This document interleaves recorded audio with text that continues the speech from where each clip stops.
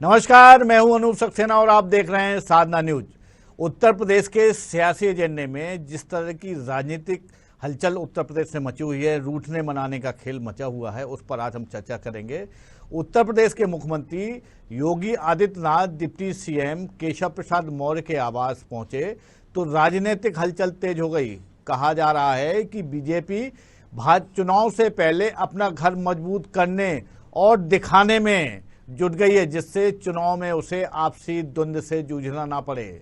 मुख्यमंत्री का मौर्य के घर जाना इसलिए चर्चा का विषय बना हुआ है कि सीएम हाउस से चंद दूरी पर डिप्टी सीएम का आवास है, जहां पहुंचने में योगी आदित्यनाथ ने 4.5 साल लगा दिए। जानकार मानते हैं कि मौर्य जिस तरह से सीएम कैंडिडेट को लेकर अपनी बात प्रमुखता से रख रहे हैं, उससे भाजपा में खलबली मची हुई है।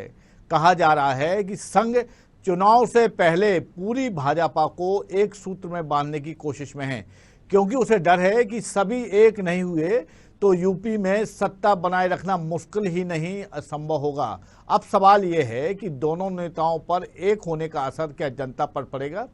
क्या इससे बीजेपी को अपने खिलाफ एंटी इनकम्बेंसी को साधने में कुछ हद तक मदद मिल सकेगी? आज हम इसी पर चर्चा करने वाले हैं। हमारे साथ 3 विशेष मेहमान जुड़े हुए हैं।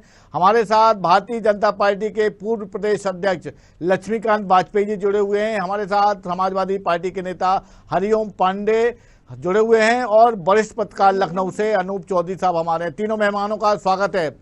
सर, सबसे पहले मैं वाजपेयी साहब के पास जाऊंगा। सर, जो रूठने मनाने का ये खेल है, ये यूपी भारतीय जनता पार्टी में कब तक पूरा होगा?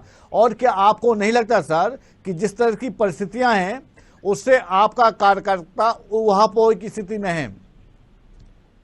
मैं सबसे पहले तो आपके द्वारा जो ये प्रश्न उठाया गया है मान मनोबल जी, माननीय मुख्यमंत्री जी का अपने माननीय उप मुख्यमंत्री श्री केशव मौर्य जी के आवास पर जाना, जी जी, उस मान मनोबल के क्रम का कोई भाग नहीं है, ना ऐसा कोई प्रक्रिया मान मनोबल की करने के लिए वो वहाँ गए थे।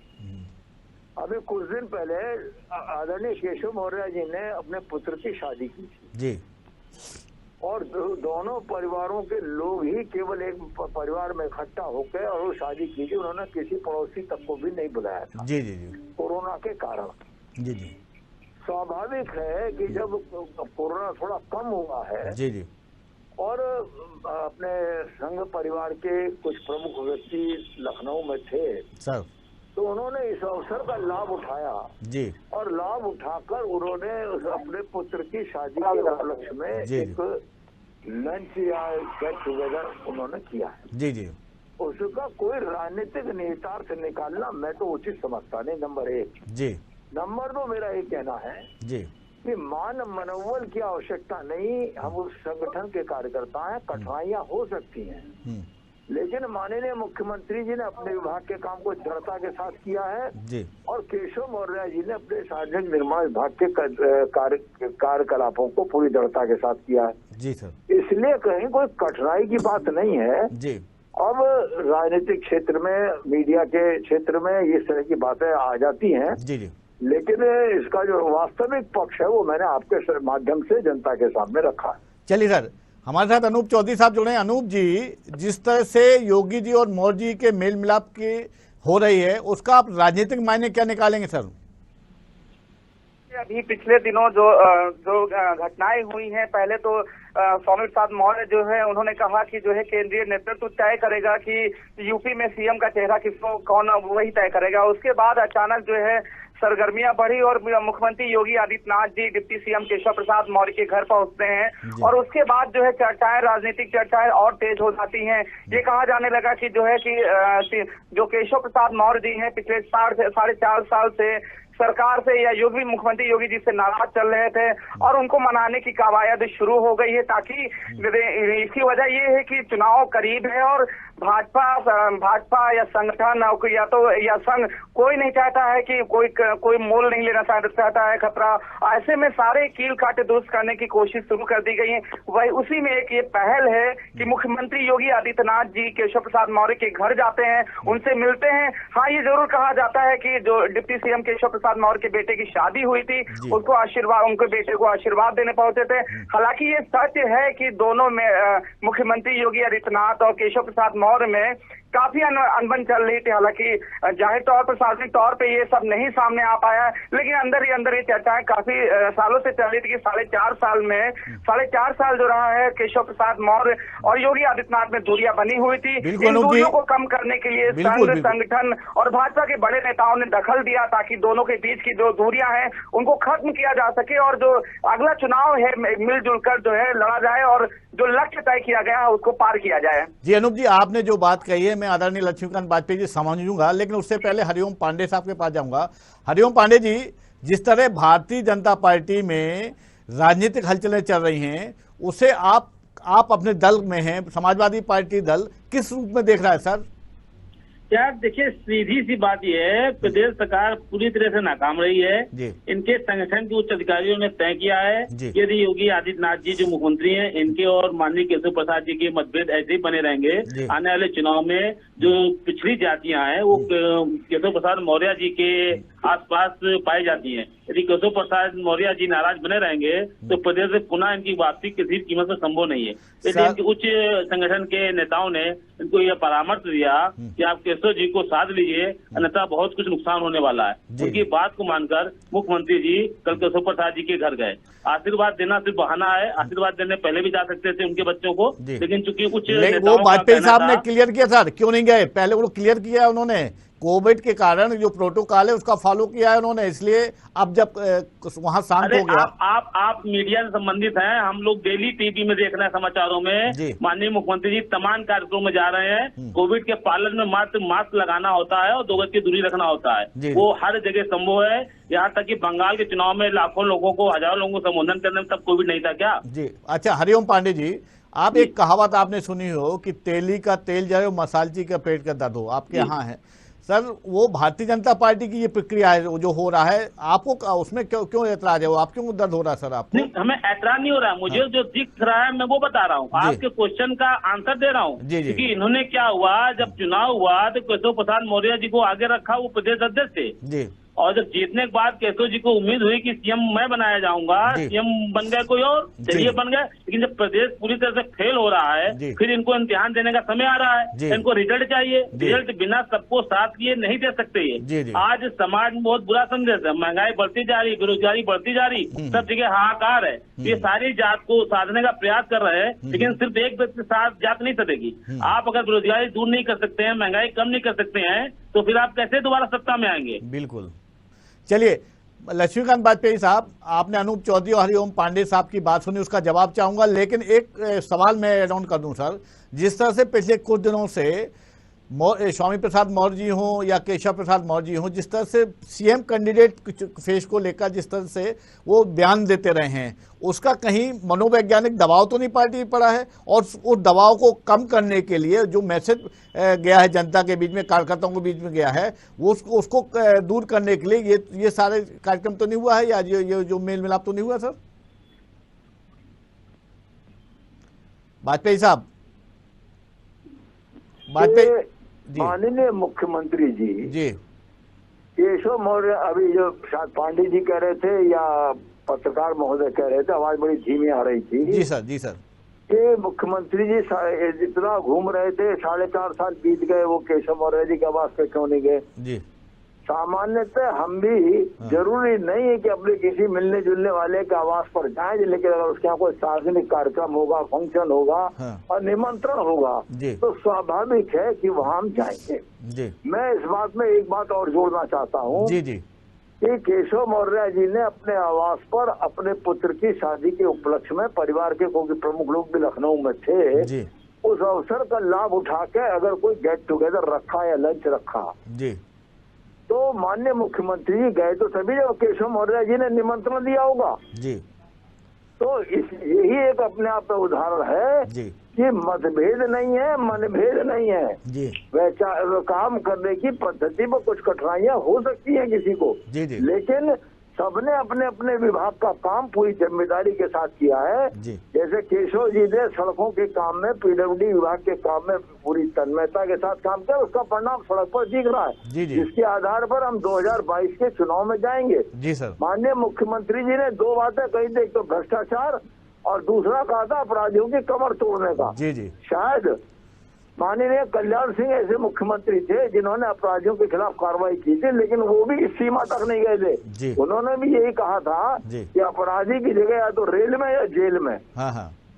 लेकिन इन्होंने जिस तरीके से अपराधियों के स्रोत को खत्म किया है, उनकी संपत्ति को अटैच किया है, उनके अवैध निर्माणों को गिराया है साहस करके, ये अपने आप में तो जनता के लिए बड़ा विश्वास की अर्जित किया है। तो इसलिए इसी प्रकार के सभी अपने मंत्री परिषद के सदस्यों के विभागों के किए हुए विकास के कामों के आधार पर भाजपा चुनाव के मैदान में 22 में जाएगी। एक बात। जी सर। दूसरी बात, अगर किसी के घर में शादी ब्याह होता है तो वो घर की रंगाई पुताई करता है, घर में और कोई चीज खराब वराब होती है तो उसे ठीक करता है। अरे हम जब जनता के बीच में चुनाव में जाएंगे तो संगठन के कील कांटे दुरुस्त करने का काम क्या अपराध है क्या? बिल्कुल। और फिर आपने तो खुद ही कहा कि तेली का तेल जले, मसाजी के पेट में दर्द क्यों उठ रहा है? हम अपने संगठन को ठीक कर रहे हैं, हम अपने चुनाव में 22 में जाने की तैयारी कर रहे हैं। और मुझे तो अफसोस इस बात का अपने समाजवादी पार्टी के मित्र माननीय हरिओम पांडे जी से कि वो अपने घर के कील कांटे दुरुस्त करने की घर का आकलन करें, ना कि हमारे आंगन में झांके। क्योंकि हम जो तैयारी करेंगे उसका नुकसान उन्हें होने वाला है, और वो कोई तैयारी करेंगे तो उसका नुकसान हमें होने वाला है। तो अगर हम विपक्षी पर वार करने की क्षमता को संजो रहे हैं और विपक्ष के वार को निष्फल करने की क्षमता सजो रहे हैं, तो मैं समझता हूँ इसमें किसी को दर्द नहीं होना चाहिए। सर, मेरे एक सवाल का किया उसका जवाब नहीं मिला सर मुझे। मैंने आपसे निवेदन किया है कि जिस तरह से केशव प्रसाद मौर्य और स्वामी प्रसाद मौर्य ने सीएम कैंडिडेट फेस को लेकर बयान दिए हैं पिछले 2 सप्ताह में, उस पर आपकी क्या टिप्पणी है सर? उसमें क्या कहें? बताऊंगा जी। ये भारतीय जनता पार्टी ने हर संगठन की परंपरा है जी कि जब कभी कहीं नेता चुनने का समय आता है तो सामान्यतः संसदीय दल, अगर लोकसभा में चुनना है तो संसदीय दल, विधानसभा में चुनना है तो विधानमंडल दल, बिल्कुल सर, ये लोगों से परामर्श करने के बाद राष्ट्रीय नेतृत्व एक सामान्य मन बनाता है, फिर 2, 3, 4 एक जैसी परिस्थितियों से ऑब्जर्वर भेजता है, संबंधित विधानमंडल दल की या संसदीय दल की बैठक होती है और ऑब्जर्वर जो जाते हैं उस दल के सदस्यों से आप पहले विचार विमर्श कर लेते हैं और फिर वहाँ पर एक तरीके से सबकी सहमति से एक नाम का प्रस्ताव होता है, बाकी सब उसका समर्थन करते हैं, नेता चुना जाता है। ये तो एक सामान्य परंपरा और पद्धति है। इसमें अगर केशव प्रसाद मौर्य जी ने बयान दे दिया कि राष्ट्रीय नेतृत्व तय करेगा या स्वामी प्रसाद मौर्य जी ने बयान दे दिया तो कोई अपराध नहीं किया है सर। लेकिन ये बात है कि ये चुनाव आदरणीय मुख्यमंत्री योगी आदित्यनाथ जी के नेतृत्व में और स्वतंत्र देव सिंह जी के संयुक्त नेतृत्व में मैं वही उसी बात को कह रहा हूँ वाजपेयी साहब, मैं वही बात को कह रहा हूँ। मेरा सवाल ये है आपसे कि चलिए मौर्य साहब ने जो भी बयान दे दिया, स्वामी प्रसाद जी जो कह दिया वो मान लीजिए, लेकिन आपके वरिष्ठ नेता रक्षा मंत्री जी राजनाथ सिंह जी कह रहे हैं, स्वतंत्र देव सिंह जी कह रहे हैं कि अगला चुनाव योगी आदित्यनाथ जी के नेतृत्व में लड़ा जाएगा सर। तभी विरोधाभास शुरू हुआ ना सर। 2022 का चुनाव जी मुख्यमंत्री माननीय योगी आदित्यनाथ जी और प्रदेश अध्यक्ष माननीय स्वतंत्र देव सिंह के संयुक्त नेतृत्व मैं वही कह रहा हूँ ना सर, मैं वही कह रहा हूँ। भाजपा का झंडा, कमल का फूल और संयुक्त नेतृत्व प्रदेश में अपने क्या नाम है योगी जी का और स्वतंत्र देव का और राष्ट्रीय नेतृत्व में माननीय जेपी नड्डा जी अध्यक्ष, माननीय प्रधानमंत्री जी मोदी जी और गृह मंत्री श्री अमित शाह के संयुक्त। आदरणीय वाजपेयी साहब, मैं वही समझना चाहता हूं, जब सारी चीजें स्पष्ट हैं, सब कुछ है, तो फिर केशव प्रसाद मौर्य या स्वामी प्रसाद मौर्य को यह कहने की आवश्यकता नहीं है ना सर कि ये नेतृत्व तय नहीं करता, ये इनके नेतृत्व में नहीं लड़ा जाएगा। और संसद दल ने उनसे ये प्रश्न पूछा होगा जी, तो स्वाभाविक उन्होंने उसका जो एक व्यवहारिक पक्ष है, जो परंपरागत पक्ष है, उस पक्ष को उन्होंने स्पष्ट किया। चलिए हरिओम पांडे साहब, भारतीय जनता पार्टी में तो रूठने मनाने का सिलसिला शुरू हो गया, लेकिन सर आपके यहाँ ये ऐसी खबर कब आएगी कि चाचा और भतीजे का मिलन हो गया है? चाचा के साथ शुरू हो गया है। देखिए बात मिलन की नहीं है, बात है इन्होंने जो काम किया है। सर सुन लें, पूरी तरह परेशान है, हाहाकार है। समाजवादी पार्टी सरकार ने बेहतरीन काम किया था, कुछ विवाद आपसी कलह हुई जिसके कारण मत हमारे विभाजित हुए, लेकिन अब ऐसा नहीं है। अब पब्लिक सिर्फ समाजवादी पार्टी चुनाव चिन्ह साइकिल की ओर देख रही है। आदरणीय अखिलेश यादव जी को पुनः मुख्यमंत्री बनाना चाहती है। ये अपनी कार्यशैली से पूरी तरह विफल रहे हैं। अब चूंकि बार बार कहा जा रहा है आदरणीय योगी आदित्यनाथ जी के चेहरे पर चुनाव लड़ा जाएगा, ये कहने का मतलब क्या है? बार बार इस बात को क्यों कहा जा रहा है? भाई मुख्यमंत्री आप हैं, चुनाव हमेशा आप कहते थे हम कमल के फूल पर लड़ेंगे, कि जीतने के बाद हम तय करेंगे कौन मुख्यमंत्री होगा। और केशव जी कुछ कह रहे हैं, स्वामी प्रसाद जी कुछ कह रहे हैं, बाकी लोग बार बार इस बात को क्यों कह रहे हैं कि मुख्यमंत्री योगी आदित्यनाथ जी को ही बनाएंगे? इसका मतलब क्या है? आपस में तगड़ा विस्फोट चल रहा है, ये पब्लिक समझ रही है। और पूरे कोरोना में ये खिलाफ सो साबित हुए, हजारों लाखों तादाद में लोगों की जान गई, वो भी ऑक्सीजन ऐसी चीज की कमी थी जिसकी भारी मात्रा में उपलब्धता है शहर में, लेकिन ये दे ना पाए, इसलिए फेल साबित हुए हैं। अब गुमराह करने के लिए जात को सर कोरोना हो गया सर, बहुत अब कुछ नया मुद्दा लेके आई सर, कोरोना तो हो गया, लेकिन सवाल मेरा फिर वहीं का वहीं खड़ा है ना सर। मेरा ये कहना है कि आप कह रहे हैं कि अखिलेश यादव के सरकार को देखना चाहती है प्रदेश की जनता, जिस अखिलेश यादव की सरकार में शिवपाल सिंह जी भी थे, ऐसी क्या बात है चुनाव के पहले वो अलग हो गए? मेरा सवाल फिर वही है सर कि क्या जिस तरह से भाजपा में इस तरह की जो कलेश है या इस तरह की जो दूरियां, उसको फिर से एकजुट होने की काम कर रहे हैं, क्या समाजवादी पार्टी इस दिशा में कदम उठा रही है सर? क्या फिर से बोलिए सर। मेरा ये कहना है कि जिस तरह से भाजपा में सिलसिला रूठने मनाने का शुरू हो गया है, समाजवादी पार्टी में भी क्या इस तरह की कोई पहल होगी क्या कि चाचा भतीजे एक हो जाए? फिर ये तो आप बात चाचा भतीजे की नहीं है, आप स्वयं देख रहे होंगे डेली कुछ ना कुछ वरिष्ठ लोग समाजवादी पार्टी को ज्वाइन कर रहे हैं। बसपा के कई विधायक समाजवादी पार्टी में शामिल हो चुके हैं, कांग्रेस के लोग लगातार शामिल होना चाह रहे हैं। अखिलेश जी के दरवाजे खुले हैं, जो भी पब्लिक हित का काम करना चाहता है वो पार्टी में उसका स्वागत है। रही बात चाचा की, तो चाचा भतीजे थे और रहेंगे, आगे भी चाचा जी जो हैं भतीजे के साथ ही रहेंगे, क्योंकि भतीजे के नेतृत्व उत्तर प्रदेश स्वीकार कर चुका है। तो भतीजे के नेतृत्व में चुनाव होगा और आदरणीय मुख्यमंत्री अखिलेश यादव जी पुनः मुख्यमंत्री कुर्सी संभालेंगे और प्रदेश में विकास की गंगा बहेगी। सर पांडे साहब, मुझे ये क्लियर कर दीजिए कि शिवपाल सिंह जी जो हैं वो क्या आपके गठबंधन के साथ रहेंगे या आपके दल में मिल जाएंगे? क्या है, अगला चुनाव एक साथ लड़ेंगे या फिर अलग अलग? ये तो समय की गर्द में है कि वस्तु स्थिति क्या तय होगी, लेकिन अभी इस बात की मैं पुष्टि आपसे कर देता हूँ, चाचा जी और प्रदेश के सारे नेताजी ने मान लिया है अखिलेश यादव जी हमारा नेतृत्व करेंगे, अखिलेश जी के नेतृत्व में चुनाव लड़ा जाएगा। चलिए अनूप चौधरी साहब, पिछले कुछ दिनों से जिस तरह के उत्तर प्रदेश की भाजपा में चल रहा है, हलचलें चल रही हैं और ऐसा कहा जा रहा है कि अब उत्तर प्रदेश की संगठन हो या सरकार की कमान केंद्रीय नेतृत्व ने संभाल लिया है, आप इसे किस नजरिए से देखते हैं? क्या है, क्या ऐसी स्थितियां ऐसी, अगर ये सही है तो ऐसी स्थिति क्यों आई सर?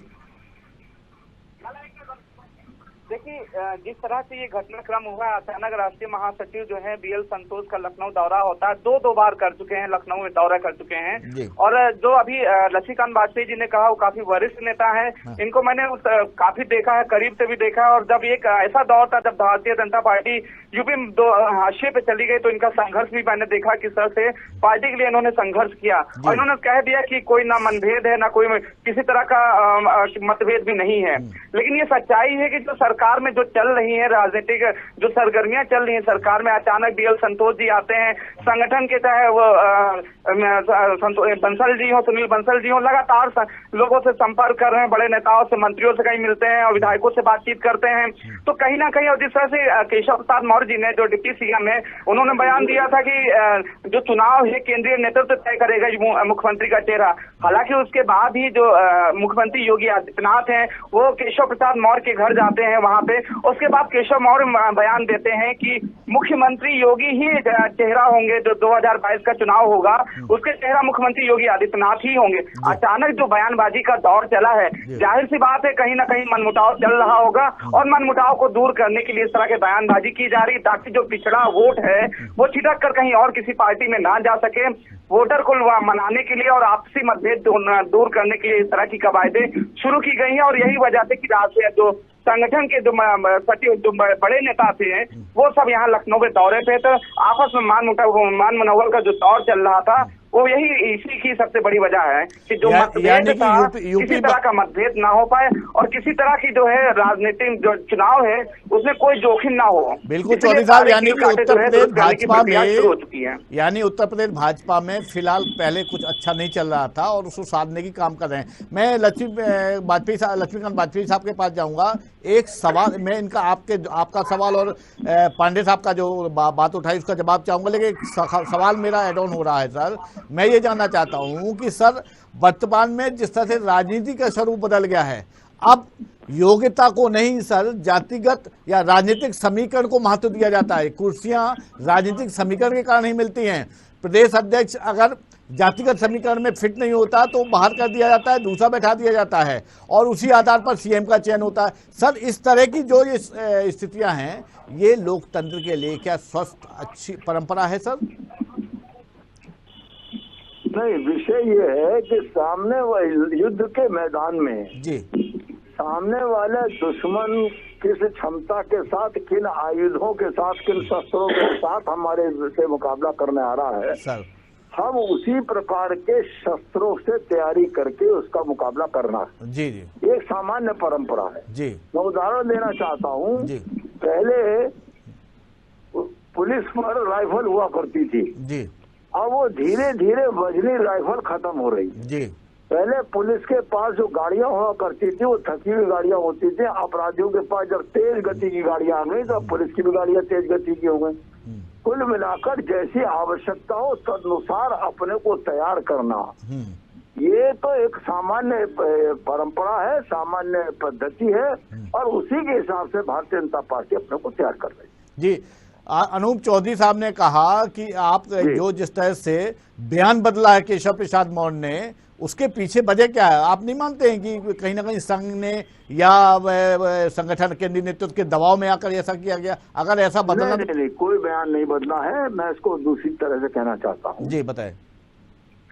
परिस्थिति के अनुसार नंबर 1 जी। नंबर 2, अगर व्यक्ति ने कभी कुछ कहा है और कहीं से कोई बातचीत हो रही है तो उन्होंने इतना ही कहा है कि अगला चुनाव योगी जी के नेतृत्व में लड़ा जाएगा। इसमें कोई दो राय भी नहीं है। जी जी।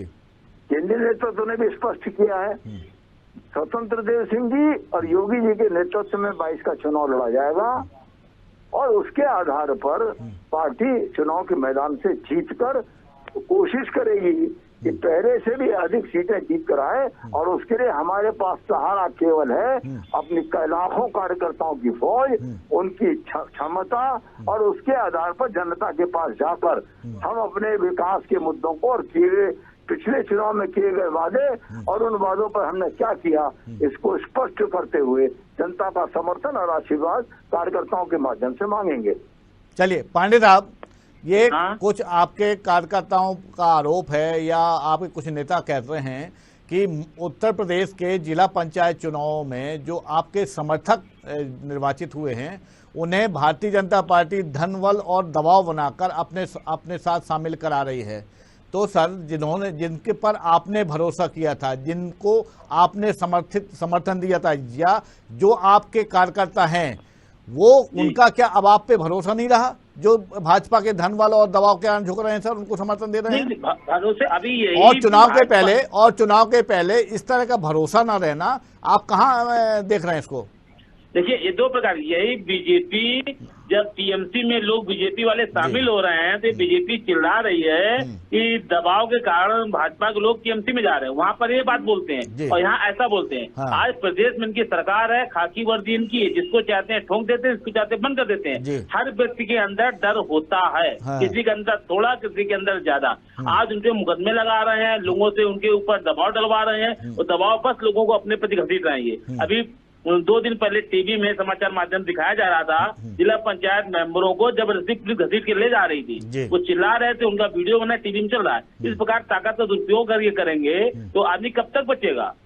तत्काल उसके 2-2, 4-4, 6 थाना में मुकदमे लगा दिए जाते हैं और जब वोटिंग होगी तो वही जिनको घसीट के लेके गए वोट इनके पक्ष में नहीं देंगे, वोट इनके खिलाफ ही देंगे ये। चलिए वाजपेयी साहब, मैं जवाब चाहूंगा पांडे साहब का।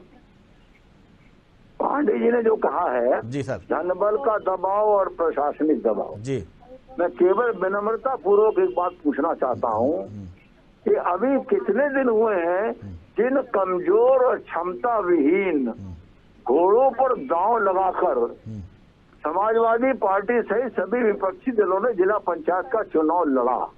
अगर वो अभी से इनके काबू में नहीं है तो 5 साल इनके काबू में कैसे रहेंगे? नंबर 1। जी सर। नंबर 2, इनके चाहे कांग्रेस हो, चाहे सपा हो, चाहे बसपा हो, चाहे रालोद हो, जी, किसी की संख्या भी एक से दूसरे से 2-2, 4-4 कम ज्यादा है। जी जी।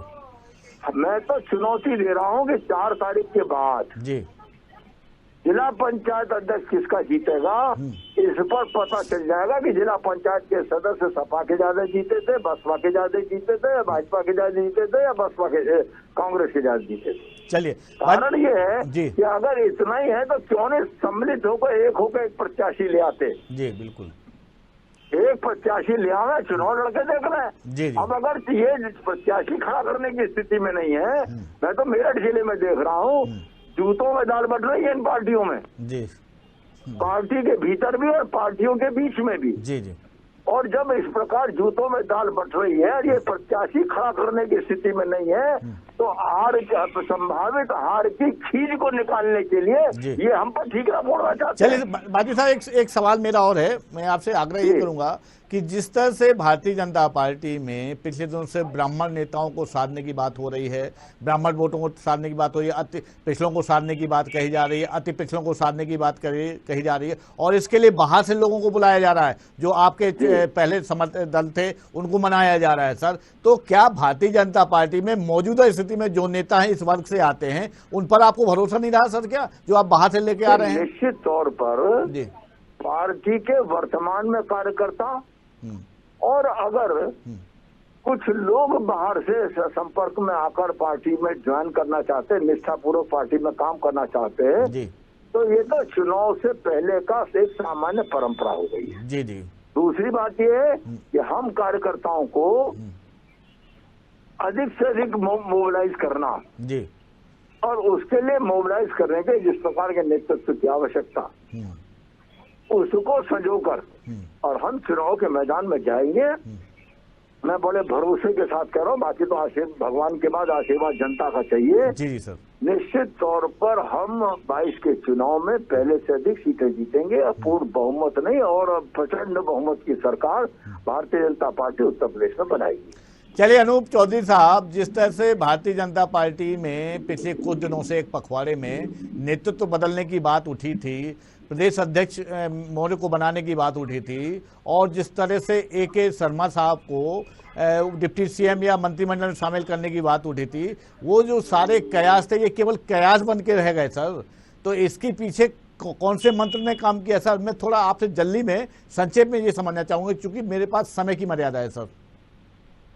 देखिए, जिस तरह से जो घटनाक्रम यूपी में हुए थे, खासतौर से AK शर्मा जी की बात चली थी, ये सब जो है एक अपने आप में गढ़े हुए थे कि किसी ने कह दिया कि AK शर्मा डिप्टी CM बन रहे, AK शर्मा को ये बनाया जा रहा। हालांकि आधिकारिक तौर पे अगर बात की जाए संघ की या भाजपा की या सरकार की, ऐसा कहीं किसी ने कोई बयान नहीं दिया कि जो है AK शर्मा को ही बनाया जाए। हालांकि अंदर ही अंदर ये चर्चाएं काफी रही कि AK शर्मा को जो है उपेक्षित हो गए हैं, इनको ये बनाया जा रहा था, फिर बाद में इनको नहीं किया गया, और फिर तमाम फिर बाद में घटनाक्रम हुआ, बयानबाजी होती है मौन हो, ये सारी कवायद बयानबाजी सिर्फ होती रही, लेकिन आधिकारिक तौर पे भाजपा के जितने वरिष्ठ नेता हैं या सरकार नहीं होती, किसी ने कभी कुछ नहीं कहा, ये सिर्फ बयानबाजी ही चलती रही। हालांकि अब साफ पूरी तरह से साफ हो चुका है कि मुख्यमंत्री योगी आदित्यनाथ ही चेहरा होंगे मुख्यमंत्री 2022 का, और जो पार्टियां हैं, चाहे भाजपा हो, सपा हो और बसपा हो, हर पार्टी में ये होता है कि चुनाव से पहले जितनी भी नाराजगी है जनता की या आपस में जो मंत्रिमंडल के सहयोगी दल हैं या नेता हैं, उन नाराजगियों को दूर किया जाए। और यही वजह है कि जो भाजपा संगठन के जो बड़े पदाधिकारी हैं वो यूपी में दौरे पे थे, और वो लगातार जो है डिप्टी CM हो या विधायक हो या मंत्री, उनसे मुलाकात कर रहे थे, और जो भी नाराजगी थी थोड़ी बहुत या ना, जैसे लक्ष्मीकांत वाजपेयी जी ने कहा कोई नाराजगी नहीं थी, मान लिया जाए कोई नाराजगी नहीं थी, लेकिन हल्की फुल्की जो भी मन में अनमन रहा हो वो भी अनमन ना रहे, इसके लिए आपस में बैठ के जो है बातों का जो सिलसिला जारी रहा उसका परिणाम ये हुआ कि केशव प्रसाद मौर्य खुद खुल के सामने आए। उन्होंने कह दिया कि जो है मुख्यमंत्री योगी आदित्यनाथ ही 2022 का चेहरा होगा। चलिए अनूप चौधरी साहब, बिल्कुल अनूप चौधरी साहब, बहुत निश्चित तौर पे समय की मेरे पास मर्यादा है। जिस तरह से उत्तर प्रदेश में पिछले एक पखवाड़े से जिस तरह के राजनीतिक घटनाक्रम चल रहे हों और विशेषकर सत्ताधारी दल भारतीय जनता पार्टी में जिस तरह से दिल्ली से लेकर लखनऊ और लखनऊ से लेकर दिल्ली तक की कवायद चल रही है, उससे ये जरूर आशय जा रहा है, एक संदेश जा रहा है कि उत्तर प्रदेश की भाजपा में सब कुछ अच्छा नहीं है। और जिस तरह से केंद्रीय नेतृत्व और संघ ने वहां कमान संभाली है, उससे अब ये लग रहा है कि कहीं ना कहीं भारतीय जनता पार्टी में जो जिस तरह से कमियां थी उसको दूर करने के प्रयास तेज हो गए हैं। लेकिन 4.5 साल बाद भले ही किसी ओकेजन के मामले, किसी आयोजन के उसमें मुख्यमंत्री योगी आदित्यनाथ जी उप डिप्टी सीएम के आवास में गए हैं, वो निश्चित तौर पर एक नया संदेश देने की कोशिश में की गई है कि भारतीय जनता पार्टी उत्तर प्रदेश में अपना घर संभाल लिया है और एकजुट होकर भारतीय जनता पार्टी कड़ी चुनौती के साथ मिशन 2022 पे मैदान में दिखाई देगी। आप तीनों मेहमानों का, डॉक्टर लक्ष्मीकांत वाजपेयी साहब आपका, पांडे साहब आपका, अनूप चौधरी साहब आपका, तीनों मेहमानों का बहुत बहुत धन्यवाद। हम कल एक फिर नए मुद्दे के साथ, नए पैनल के साथ उत्तर प्रदेश के सियासी एजेंडे पर हाजिर होंगे। तब तक के लिए नमस्कार।